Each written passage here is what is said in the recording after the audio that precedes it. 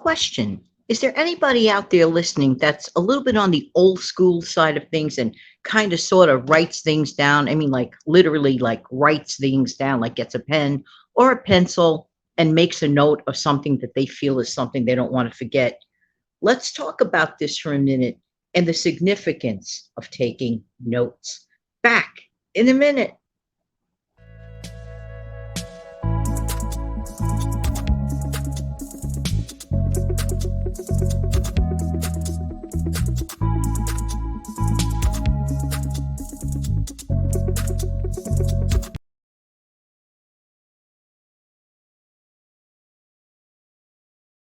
Jan from New York City. My channel name is Jan from New York City Saves Money, and I truly love helping everyone keep some more of their own hard-earned money. Could that everyone be you? I hope so. How you doing today? Back in the olden days, like back in the 1980s. Now, for some people, that sounds like an ancient time, but when you're my age, I'm going to be 65 with the help of the Lord in December. But for me, the 80s seems like, well, not all that long ago, but it really was. So during that decade, I was teaching, beginning in 1984, unexpectedly. But that's its own show. We'll get into that in the future. But let me tell you something. As a teacher, sometimes you want to come up with ideas for the kids that it's refreshing. It means something. It struck a nerve. Like, let's say it was after school and something, an event happened. Like once, this is when I had a deck outside of a rental apartment that had snails underneath it. I'm like, what is this? So I says, oh, I could do a show and tell, with the kids. So made a note, show and tell, bring snails into school. So make notes, but keep in mind though that when I was doing that, this was pre smartphone day, pre before you type it into your phone kind of day. So back then I would write anything as it came along, those little memo pads, like the kind that I used to ask the students to buy, homework pads, so they could write down their homework notes, what they need to do, and so on and so forth. But that was very important to write things down. Now, as a content creator, sometimes something will come up in the course of the day that I want to remember to talk about as a subject matter for the channel. What do I still do? Here it is, what, 2023. And before you sneeze, it'll be practically 2024. Okay. So I still have that habit of writing it down.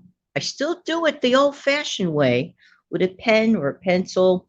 I just like writing it down in my notebook. Some things never change, but I also at times will type it into the smartphone, but mainly I'm still old school. So I'm mentioning all this for a reason. So a lot of times people have little daily goals that they want to make. And can I offer a suggestion? May I offer a suggestion? And it's this. So what I did just for fun, I created a little bit of a chart, okay? And one of them says exercise. I created like the days of the week. It's very simple. Just draw lines down, then draw lines across. I put the topic on the left side is what I did, the left margin. And one of them is exercise, eat protein only for dinner. These are little important check marks for myself.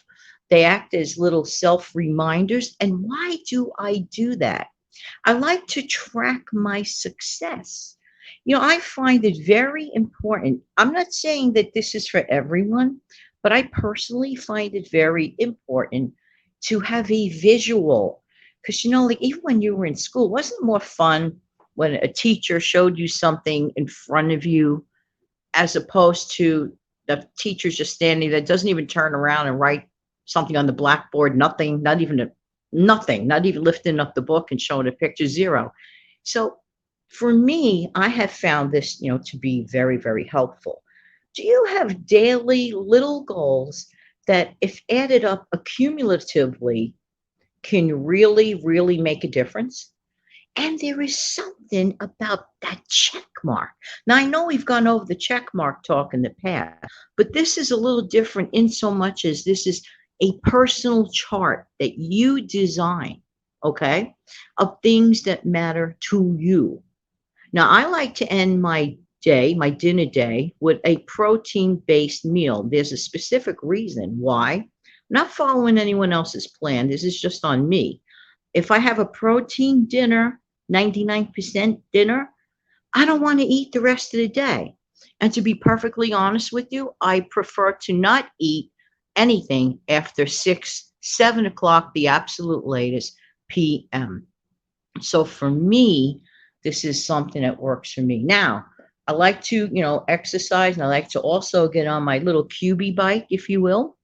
So I have that indicated on the chart too. Okay, these are little priorities for me. And every time when I see that, hit the goal at the end of the day, I will check mark, check mark, check mark, check mark. I look at it and go, yes, yes, yes, and yes. Could this be something that may be a little bit motivating for you? I even actually created a category called declutter. Now, that doesn't mean I'm sitting around decluttering constantly. What it means is throughout the course of the day, if I see something that really doesn't, belong anymore, could kiss it goodbye, donate it by setting up a little donate box or, giveaway box, whatever you want to call it, put it somewhere in your home. And as your day goes along, as you're working around your home or apartment, or after you come home from work and you have an hour or two and you happen to be in one room and you notice something that's like, really, I could part company with this thing, then the declutter topic on the chart will get a check mark. And it is a really, really nice feeling. So I just thought, or like, let's say that's just for that one day. Say, you know what? On this day, instead of saying I want to quit ice cream for a month, that's kind of hard. If you really love ice cream, I'm just saying in general in life, or whatever treat it is that you might find yourself having more than you should, for example. However, if you put on that chart, didn't eat blah blah day, or swapped out this day and check mark just for that day, and remind yourself, and this is the key to this, remind yourself that you're only dealing with that one day. Next, I would also encourage about saving money, keeping money. Create a topic on the same chart: money saving event, or how I saved, whatever you want to call, or just savings, just write savings, or whatever it is you want to use. Now, if you save, let's say, $1 a day, check mark, put dollar next to it, dollar a day challenge, right? Check mark, check mark, check mark. If you paid it in advance, check mark for the week, okay? It is so valuable to look at the end goals. And if you do it on a daily basis, you will find it'll be manageable, and to look at that check mark. Or if you'd rather not do check marks, put a star, draw a picture of a star or something pretty, or the sun, or a smile face, whatever it is that brings you joy and reminds you of your accomplishments that day. I think it is a winner. Now I want to just switch gears completely. This is something I saw on some sort of a show. Okay. It was not on here. It was not on this platform. It was elsewhere. Let's call it elsewhere. I saw a person practically having a meltdown. I couldn't believe my eyes. I said, what? What? Everybody's priorities are different. Everybody's life is different. In one side of the person's mouth, they're talking about budgeting. And in the other side of the person's mouth, they're talking about being deprived of, let's say, fancy coffees. I'm just using that as the example. Okay. This was just an example and not on this platform. Okay. So I was like, am I really hearing this? And this person was practically having a meltdown about not being able to spend like X number of dollars on a cup of Joe. I'm saying to myself, but as the person kept talking, I realized, and I'm no psychotherapist, okay? So I'm just Jan from New York City, and I like to save a buck or two here, there, and everywhere. But from what I heard the person say, it sounded very much more deeply than the coffee. What that person didn't want to give up, they loved the experience. I get that. They love being in a different environment. They figure they want to de-stress. I'm not judging. I'm not judging. I really am not. Okay. So I said to myself, well, maybe that works for that person, and everything to a limit if you can do it. But in my honest, if you're crying about paying the bills and the struggles of today's society and inflation issues, whatever, I'm kind of a little confused. I find it confusing. But on the other hand, I do get the it factor as to why that person didn't. The person wasn't so concerned about the money. The person was more concerned about giving up that thing. So I said to myself, maybe there was something else the person could do that's similar that doesn't have to cost. You see, but then again, no judgment, no judgment. I'm not here to judge. I was just a little, put it this way, a little just confused, viewing that thing.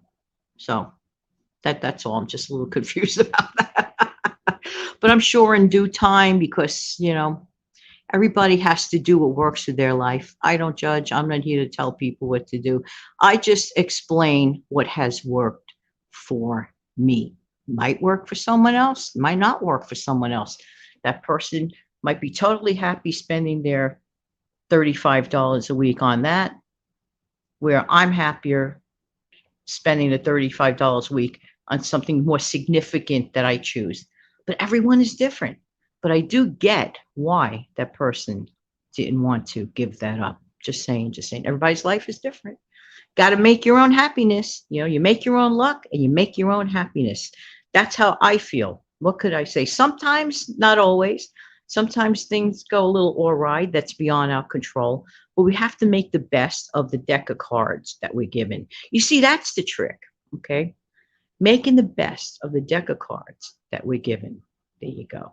All right. Well, I hope I put a smile on someone else's face today. I really, really do. That's my goal. There you go.